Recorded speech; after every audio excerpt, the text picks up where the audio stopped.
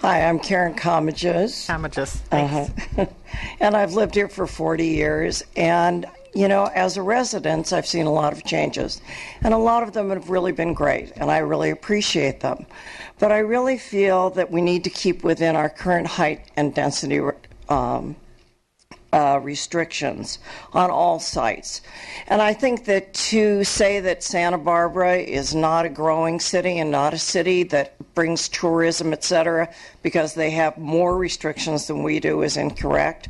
There are plenty of cities that have kept the restrictions they've had for a long time, and they've been able to grow and add things to their communities, to their educations, to affordable housing. I believe that all the architects that are working on these projects are capable of working within these restrictions.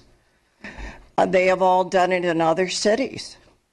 So I would say that I'm against the staff recommendations of height additions, and that I would like to quote Mies van der Rohe, who said less is more.